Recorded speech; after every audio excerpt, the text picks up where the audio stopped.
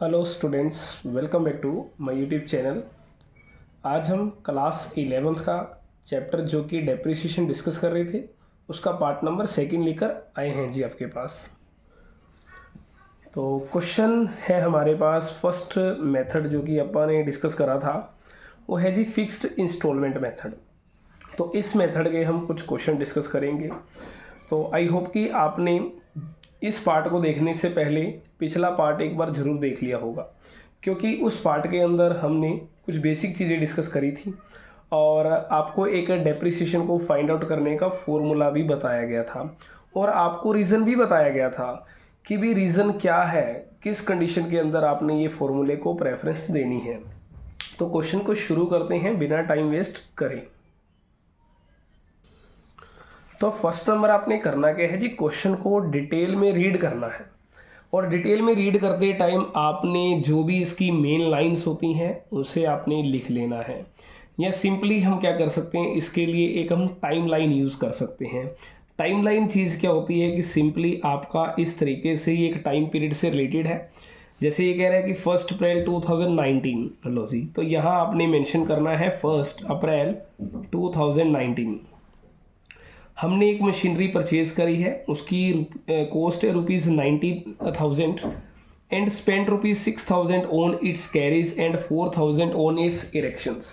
तो मतलब आपकी जो टोटल मशीन की वैल्यू कितनी हो चुकी है, वो 1 लाख रुपीज़ की हो चुकी है। तो यहाँ आप 1 लाख पुट कर दीजिए क्योंकि ये मेरी मशीन 1 लाख रुपीज़ की आपने परचेज़ करी है। उसके बाद आगे चलते हैं। On the date of purchase it was estimated that the effective life of the machine will be 10 year, कि ये जो मशीन है आपकी वो 10 ईयर तक चलेगी। And after 10 year it's scrap value will be ₹20,000, कि 10 साल के बाद इसकी जो स्क्रैप वैल्यू 20,000 रह जाएगी। तो ये कह रहे हैं प्रीपेयर मशीन काउंट, आपने मशीन काउंट बनाना है, डेप्रिसिएशन काउंट बनाना है 4 ईयर्स के लिए। देखो आपने मेनली 4 ईयर के लिए बनाना है। अगर ये मेरा 2019 चल रहा है तो एक इसका ईयर 2020 होगा, एक ईयर इसका 2021 होगा, एक इसका ईयर 2022 होगा। अभी तक देखा जाए 1 2 3 कंप्लीट 3 ईयर हुए हैं, आपका एक होगा 4 ईयर लॉसी। तो 2023 तक बनाना है। बट आफ्टर 10 ईयर मान लीजिए इसी तरीके से 24 25 26 27 28 ऐसे चलता रहेगा। तो जैसे ही मेरा मतलब 10 ईयर कंप्लीट होंगे, मतलब कि 2000 जैसे 30 आ जाएगा, मतलब 31 मार्च 2030 इसकी जो स्क्रैप वैल्यू है वो कितनी रह जाएगी जी, स्क्रैप वैल्यू इसकी रह जाएगी 20,000। और एस्टीमेट जो लाइफ मुझे दे रखी है वो कितनी दे रखी है, 10 ईयर्स दे रखी है। और मैंने आपको एक चीज़ पूरी डिटेल में बताई थी उस फॉर्मूला के अंदर कि अगर आपको क्वेश्चन में रेट ऑफ डेप्रिसिएशन ना गिवन हो तो भाई आपने फर्स्ट नंबर फॉर्मूले को प्रेफरेंस देनी है। तो फॉर्मूला क्या था वैल्यू ऑफ डेप्रिसिएशन को निकालने के लिए, कि value of depreciation is equal to first number original cost. Asset की ओरिजिनल कॉस्ट कितनी है जी, 1 लाख रुपीज़ है। उसमें से माइनस करते थे हम स्क्रैप वैल्यू और डिवाइड करते थे एस्टीमेट लाइफ ऑफ असेट। तो वो जो कि मेरे पास 10 है, 1 लाख में से आपने क्या करना है 20,000 को माइनस करना है, 80,000 आ जाएगा। 80 पौन में 10 है तो आप इसे डिवाइड करें 8,000 रुपीज़ आ जाएगा। क्लियर है। अब यहाँ पे मुझे अगर रेट ऑफ डेप्रिसिएशन निकालनी है जी, मैं वो भी निकाल सकता हूँ और उसके लिए मैंने आपको फॉर्मूला बताया था।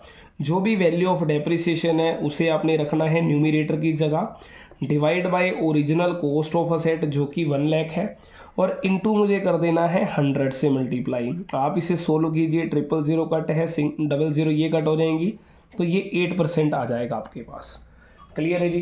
तो मतलब मुझे ये चीज़ क्लियरली हो चुकी है कि वैल्यू ऑफ डेप्रिसिएशन मेरी 8,000 है और रेट ऑफ डेप्रिसिएशन मेरी 8% है। अगर क्वेश्चन के अंदर हमें रिक्वायरमेंट पड़ी रेट की तो हम यूज़ कर लेंगे, अदरवाइज आपने वैल्यू तो फाइंड आउट कर ही ली है जी।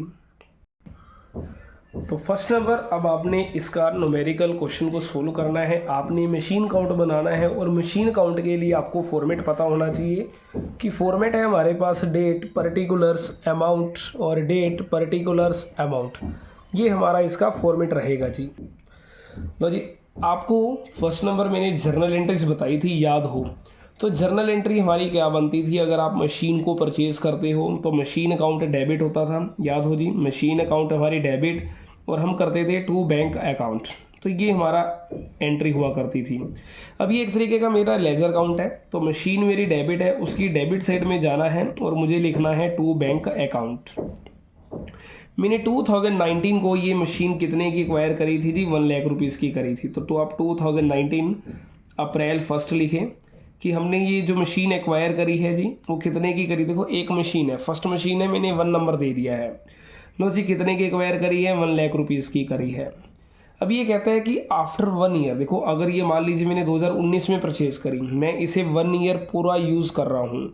भाई जब मैं किसी भी चीज़ को यूज़ करूँगा तो आफ्टर 1 ईयर उसकी वैल्यू डाउन होगी, मतलब उस सेट पर डेप्रिसिएशन लगेगा। तो आफ्टर 1 ईयर, 1 ईयर कब आएगा जी, 31 मार्च 2020 को आएगा।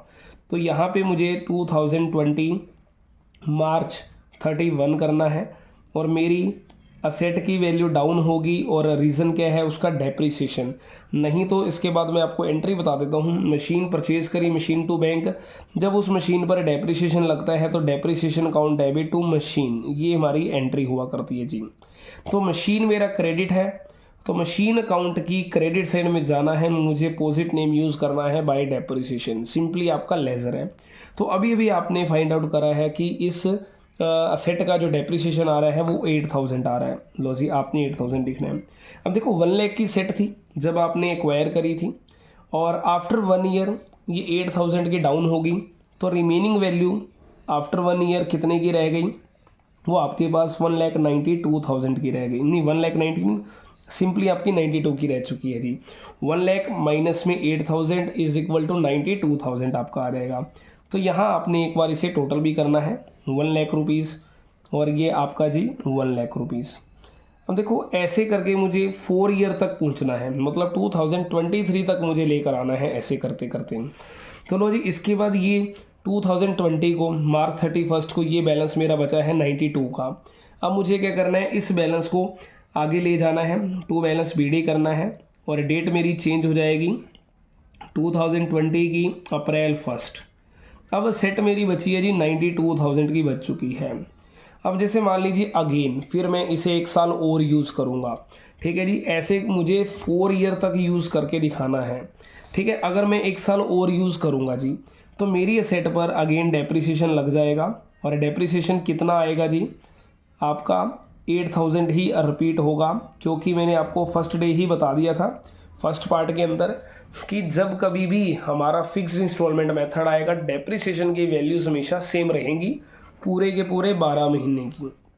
तो यहाँ भी पूरे पूरे के 12 मंथ बन रहे हैं, 12 मंथ के अंदर डेप्रिसिएशन की वैल्यू 8000 ही रहेगी। अब रिमेनिंग वैल्यू जो आ जाएगी वो बाय बैलेंस सीडी करें, तो 92 में से 8 माइनस करें, 84,000 की वैल्यू आ जाएगी आपकी। प्लस ये भी मेरा 92,000, तो यहाँ पे 92,000 आ जाएगा।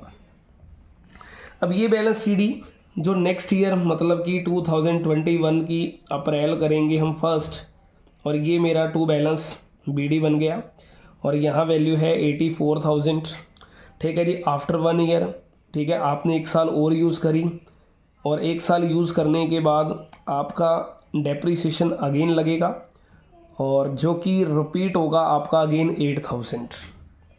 क्लियर है, हर बार आपने 8,000 का ही डेप्रिसिएशन लगाना है जी, क्योंकि रीज़न मैंने आपको बता दिया है, क्योंकि फिक्स्ड इंस्टॉलमेंट मेथड है आपका और फिक्स्ड इंस्टॉलमेंट मेथड के अकॉर्डिंगली वैल्यू हमेशा डेप्रिसिएशन की सेम ही रहेगी पूरे के पूरे 12 महीने की।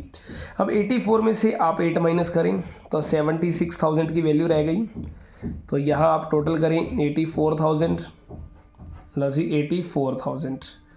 अब ये जो बैलेंस सीडी आया है इस बैलेंस सीडी को आपने नेक्स्ट ईयर फिर लिखना है टू बैलेंस बीडी। ऐसा काम आपने पूरे के पूरे 4 ईयर तक करना है, क्योंकि क्वेश्चन के अंदर आपको बता दिया गया है कि प्रिपेयर मशीन अकाउंट 4 ईयर्स के लिए। तो हमने टू बैलेंस बीडी करा और ये वैल्यू मेरी आ गई 76,000 की। अब आफ्टर 1 ईयर मतलब अगेन फिर डेप्रिसिएशन लगेगा और मार्च 31 को लगेगा जी डेप्रिसिएशन, तो डेप्रिसिएशन की वैल्यू फिर अगेन वही रिपीट की जाएगी 8,000 रुपीज़ की और यहाँ लगाएंगे हम बाय बैलेंस सीडी। तो 76 में से हमने 8 माइनस करना है, 68,000 वैल्यू इसकी बचेगी जी और यहाँ हमारा टोटल आ जाएगा 76,000। लो जी 76,000 रुपीज़ जी। अब यहाँ पे ये 68 है, अगेन नेक्स्ट ईयर जाएगा 2023 की अप्रैल 1। आपने अप्रैल 1 को इसे लगा कर दिखा देना है टू बैलेंस BD, मतलब कि ये बैलेंस आपने शो करना है कि 2023 की अप्रैल 1 को असेट की वैल्यू 68 बच चुकी है। क्वेश्चन के अंदर वैसे तो देखो हमें 10 ईयर तक चलते रहना है ऐसे, बट क्वेश्चंस के अंदर आपको क्लियरली मेंशन कर दिया गया था कि आपने मशीन अकाउंट जो बनाना है वो 4 ईयर के लिए ही बनाना है। ठीक है जी, तो 4 ईयर के लिए आपने मशीन अकाउंट को तैयार करना है, वो हमने करके दिखाया है। इसी तरीके से आपने इसका एक डेप्रिसिएशन अकाउंट भी बनाना है। वैसे पेपर के पॉइंट ऑफ व्यू से डेप्रिसिएशन अकाउंट आपके लिए इंपॉर्टेंट नहीं है, फिर भी चलो कोई नहीं, एक क्वेश्चन के अंदर हम बना कर देख लेते हैं ताकि आपको पता हो कि किस तरीके से अकाउंट को बनाना है अगर बाई चांस पेपर के अंदर ये आ जाए तो डेप्रिसिएशन अकाउंट का फॉर्मेट सिमिलर वही है जो मशीन अकाउंट का है, date particular amount, date particular amount. देखो अभी अभी हमने डेप्रिसिएशन लगाया था, इसकी एंट्री जो हमने करी थी वो करी थी depreciation account debit to machine account. मतलब अब जो मुझे सिंपली है डेप्रिसिएशन अकाउंट बना रहा हूँ, तो डेप्रिसिएशन की अकाउंट की डेबिट साइड में जाना है, मुझे टू मशीन वर्ड यूज़ करना है।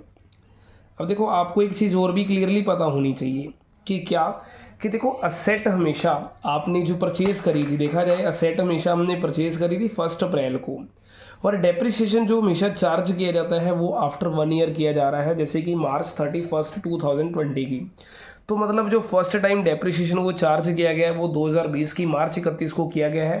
तो ये जो मेरी एंट्री बनी होगी वो कब की बनी होगी, 2020 की मार्च 31 की एंट्री बनी होगी। तो जब कभी भी मैं डेप्रिसिएशन अकाउंट की डेबिट साइड में टू मशीन लिखूंगा तो यहाँ जो मेरी डेट आएगी जी वो 2020 की मार्च 31 ही आएगी, टू मशीन अकाउंट। आपने डेप्रिसिएशन जो चार्ज करा है उसकी वैल्यू कितनी है, 8000 है, तो यहाँ पर भी डेप्रिसिएशन मेरा कितना लगेगा जी, 8000 ही लगेगा। अब देखो आपको पता होना चाहिए बाद में ये जो डेप्रिसिएशन होता है ये डेप्रिसिएशन चार्ज करने का तरीका है। बाद में इस डेप्रिसिएशन को हम जो ट्रांसफ़र करते हैं वो प्रॉफिट एंड लॉस अकाउंट की डेबिट साइड में करते हैं, तो profit and loss account debit to depreciation account. इस तरीके से हमें लास्ट में इस डेप्रिसिएशन को प्रॉफिट एंड लॉस अकाउंट की डेबिट में ट्रांसफ़र भी करना होता है। तो हमारे पास जो इसकी एंट्री बनेगी डेप्रिसिएशन वाली, देखो यहाँ पे भी एक तरीके से लेजर पोस्टिंग है, डेप्रिसिएशन क्रेडिट है, उसकी क्रेडिट साइड में जाना है, मुझे bye profit and loss account word use करना है। मतलब ये भी मेरी जो एंट्री बनेगी 2020 की मार्च 31 को ही एंट्री बनेगी। तो यहाँ मैं लिखूँगा जी by profit and loss account. लेकिन अब की बार क्या करा है जी CBSE ने, प्रॉफिट एंड लॉस अकाउंट का नाम को चेंज करके statement of profit and loss account लिख दिया है। क्योंकि मैं आपको बता दूं सिंपली, ये जो कंपनीज वगैरह होती है ना, कंपनीज के अंदर हमेशा प्रॉफिट एंड लॉस अकाउंट की बजाय आप वर्ड यूज़ करते हो statement of profit and loss account. ठीक है जी, statement of profit and loss account. तो ये 8000 का डेप्रिसिएशन यहाँ लगेगा, बस यही हमारा ये ख़त्म हो जाएगा जी। इसके बाद आपको पता हो हर बार हमने डेप्रिसिएशन जो चार्ज करा है वो मार्च 31 को ही करा है। जैसे अगर 2020 को एक बार डेप्रिसिएशन लग चुका है तो अगली बार डेप्रिसिएशन 2021 की मार्च को लगा, फिर 2022 की मार्च को लगा, फिर 2023 की मार्च को लगा। मतलब यहाँ मुझे अब जो डेप्रिसिएशन लगाना होगा यहाँ पे जी वो 2021 की मार्च 31 को ही लगेगा। तो यहाँ मुझे लिखना है जी टू मशीन अकाउंट। अब जो डेप्रिसिएशन अगेन लगा है जी वो फिर दोबारा 8000 का लगा। क्लियर है जी, यहीं पे हमारा मतलब यही टोटल है हमारा 8000। ठीक है, अब यहाँ पे फिर दोबारा से इसे फिर मुझे क्या करना है, ट्रांसफ़र कर देना है मार्च 31 को, मतलब ये वाली एंट्री के accordingly statement of profit and loss करके। तो by statement of profit and loss account में फिर एंट्री आ जाएगी एक बार जी, और इसकी वैल्यू अगेन आएगी आपके पास 8000 रुपीज़ की जी। ऐसे ही मुझे क्या करना है, 4 टाइम्स करके दिखाना है 2022 की मार्च 31 को। फाइनल पेपर के पॉइंट ऑफ व्यू से ये अकाउंट आपके लिए इतना इंपॉर्टेंट नहीं है, फिर भी कई बार आ जाए तो आपको आना भी चाहिए बनाना। तो ये 2022 की मार्च 31 को अगेन एंट्री फिर करेंगे यही by statement of profit and loss account. Clear है। अगर फिर भी आपको लग रहा है कुछ डाउट हो क्वेश्चन से रिलेटेड तो आप कमेंट बॉक्स में कमेंट कीजिए, आपको आपके कमेंट का रिप्लाई विद इन 24 आवर्स में आपको दिया जाएगा। क्लियर है जी। तो ये हमारा एक डेप्रिसिएशन अकाउंट सीखा हमने किस तरीके से बनाना है। तो by statement of profit and loss account. Clear है। तो ये हमारा एक बेसिक है सिंपली, जिसके अंदर हमने डिस्कस करा कि किस तरीके से आपने मशीन अकाउंट और डेप्रिसिएशन अकाउंट को बनाना है जी। देखो ये बिल्कुल आपका सिंपल क्वेश्चन है, जिसके अंदर सिर्फ आपने एक सिंगल मशीन परचेज करी और उस सिंगल मशीन पर डेप्रिसिएशन किस तरीके से चार्ज करना है। 4 टाइम्स आपने डेप्रिसिएशन लगाया, मशीन अकाउंट बनाकर सीखा, डेप्रिसिएशन अकाउंट बनाया है। तो इसके अंदर कोई भी ऐसा सेल का पॉइंट भी नहीं आया। तो इसी तरीके से एक क्वेश्चन हमारे पास और है, जिसके अंदर हम थोड़ा एडवांस सीखेंगे। मतलब मान लीजिए आपने मशीन परचेज करी है विद IGST या CGST SGST, मतलब सिंपली कहें विद GST परचेज करी हो तो क्या करना है, अगर सेल आ जाए तो फिर कैसे करनी है एंट्री, ये चीज़ सीखेंगे अब। लो जी, इस क्वेश्चन के अंदर आपके पास क्या आने वाला है जी, एक आपका सेल का पॉइंट भी आपको मिलेगा और IGST CGST SGST से रिलेटेड भी कुछ ना कुछ पॉइंट मिलेगा। तो फर्स्ट नंबर क्वेश्चन को रीड करते हैं और सिमिलर उसी तरीके से जैसे हमने फर्स्ट क्वेश्चन को डिस्कस करा था, सेकंड क्वेश्चन को भी उसी तरीके से चलना है। तो फर्स्ट नंबर आपने क्या करना है, एक टाइमलाइन बना लेनी है ताकि आपको पता रहे कि क्वेश्चन के अंदर क्या इन्फॉर्मेशन गिवन है। देखो जो टाइमलाइन बना लेने का फ़ायदा क्या है, आपको बार बार क्वेश्चन की स्टेटमेंट रीड करने का पॉइंट ख़त्म हो जाता है जी। तो जैसे देखिए क्वेश्चन है ऑन 1 अप्रैल 2020। लो जी यहाँ पे लिखें 2020 की अप्रैल 1 है मेरे पास। अशोका लिमिटेड परचेज मशीनरी, भी अशोका लिमिटेड ने एक मशीनरी परचेज करी है और जिसकी कॉस्ट है 5 लाख रुपीज़। लो जी यहाँ आपने मशीन को परचेज करा है, इसकी कॉस्ट है 5 लाख और उसके अंदर प्लस कर रखा है IGST 12% आपने दिया है। और आगे चलते हैं ऑन 1 जुलाई 2023। देखो 1 जुलाई 2023 आ चुका है। देखो 1 जुलाई 2023 से पहले आपको पता हो 2021 की मार्च 31 आएगी। लो जी एक साल ये होगा। 2022 की फिर मार्च 31 आएगी, क्योंकि अकाउंट देखो क्लोज तो करने ही करने हैं। फिर 2023 की मार्च 31 आएगी और आपने जो मशीन सोल्ड करी है जी वो कब करी है, यहाँ पे 1 जुलाई 2023 को। तो फिर एक बार हमारी अकाउंट और क्लोज होगा 2024 की मार्च 31 को होगा, लेकिन आपकी जो मशीन है वो सोल्ड हो चुकी है इस दिन। वो डेट है हमारे पास 1 जुलाई 2023 को। भाई यहाँ मैंने मशीन सोल्ड कर दी है और सोल्ड की जो वैल्यू है इस क्वेश्चन के अकॉर्डिंगली 2 लाख रुपए है। लो जी 2 लाख की मशीन सोल्ड करी है और उस पर भी आपने IGST पे करना है, प्लस 12% आपका है जी IGST। क्लियर है। और क्वेश्चंस के अंदर कह रखे हैं 10% डेप्रिसिएशन का आपने रेट यूज़ करनी है और मेथड कौन सा है जी, ओरिजिनल कॉस्ट मेथड है। लो जी तो फर्स्ट नंबर देखें, हम इस एंट्रीज को एक बार कर लेते हैं कि अगर आप मशीन को IGST पे कर परचेज कर रहे हैं तो क्या एंट्री करनी है। चेक करें। देखिए जी फर्स्ट नंबर मेरी एंट्री बनती है, अगर मान लीजिए मैं मशीन को एक्वायर करता हूँ तो यहाँ प्लांट को एक्वायर कर रहा हूँ, बात एक ही है जी। तो अगर आप मशीन एक्वायर कर रहे हो, मशीन अकाउंट करें डेबिट, अगर आप उस पर IGST दे रहे हैं तो इनपुट का IGST लगेगा और 2 करेंगे बैंक अकाउंट। आपने मशीन एक्वायर करी है 5 लाख की और 5 लाख का 12% आपने IGST देना है, तो 5 लाख का 12% बनता है 60,000, मतलब आपको 60,000 रुपये एक्स्ट्रा देने पड़ेंगे गवर्नमेंट को। तो टोटल आपके 5,60,000 रुपये हो गए। क्लियर है। ये हमारी एक एंट्री बनती है। इसी तरीके से हमारी एक सेल की एंट्री भी रहेगी, तो सेल वाली भी चेक कर लेते हैं। बैंक अकाउंट डेबिट रहेगा और 2 मशीन करें, और अगर जब आप इन्हें मशीन ये सोल्ड करेंगे IGST के थ्रू तो 2 आउटपुट का IGST। मशीन सोल्ड करी आपने 2 लाख की, 2 लाख का 12% बनेगा 24,000 और ओवरऑल टोटल हो जाएगा 2,24,000 रुपये जी। अब मुझे क्या करना है जी, मशीन अकाउंट बनानी है। हमने एंट्रीज इनकी कर ली है, अगर इन एंट्रीज का कहीं यूज़ लगता है तो हम कर लेंगे जी। लो जी अब हमें क्या करना है, मशीन अकाउंट बनाना है। फॉर्मेट वही रहेगा, date particular amount, date particular amount. तो जैसे फर्स्ट नंबर देखिए मैंने मशीन की एंट्री जो करी थी वो क्या थी, मशीन अकाउंट डेबिट, इनपुट का IGST, 2 बैंक। देखो फर्स्ट नंबर ये तो चीज़ क्लियर हो गई है कि मशीन अकाउंट की डेबिट साइड जाना है, क्योंकि मशीन और इनपुट मेरा डेबिट है। तो मशीन अकाउंट की डेबिट साइड जाना है मुझे, 2 बैंक अकाउंट लिखना है। और मैंने मशीन को कब एक्वायर करा था, एक्वायर करने की डेट है जी मेरे पास 2020 की अप्रैल 1, ये मेरे पास डेट गिवन है। अब आपको याद हो जब हमने लेज़र पोस्टिंग सीखी थी, तो हम लेज़र पोस्टिंग सीखने के टाइम क्या करते हैं, हम लिखते तो टू बैंक अकाउंट है, मतलब लिखते तो अपोजिट वाला वर्ड है, बट वैल्यू जो लिखी जाती है वो किसकी लिखी जाती है, जो अकाउंट हम तैयार कर रहे हैं। मैं तैयार अकाउंट कौन सा कर रहा हूँ, मशीन कर रहा हूँ, तो मुझे जो वैल्यू लिखनी है वो मशीन की लिखनी है, मुझे IGST जोड़कर नहीं लिखना।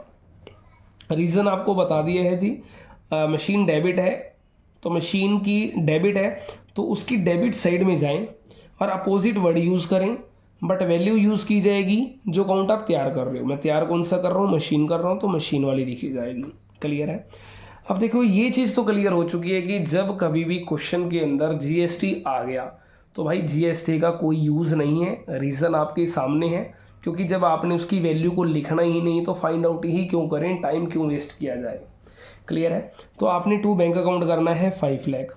अब देखो जब आपने 2020 की अप्रैल 1 को ख़रीदी थी और ख़रीदने के बाद आपका 1 ईयर वो यूज़ भी करी, देखो आपने जो मशीन सोल्ड करी है 2023 की जुलाई 1 को करी है, तो मुझे क्लियरली है कि एक बार 21 को डेप्रिसिएशन लगाना है, एक बार 22 को लगाना है, एक बार 23 को भी डेप्रिसिएशन लगाना है मार्च 31 तक। मतलब मुझे 3 टाइम्स तो डेप्रिसिएशन चार्ज करना ही करना है। मतलब 3 टाइम्स मेरा काम बिल्कुल सिंपल रहेगा, जैसा कि फर्स्ट क्वेश्चन के अंदर था मार्च 31। देखो जी 5 लाख है, 5 लाख का 10%, क्योंकि 10% इसकी वैल्यू दे रखी है मेथड की डेप्रिसिएशन फाइंड आउट करने की।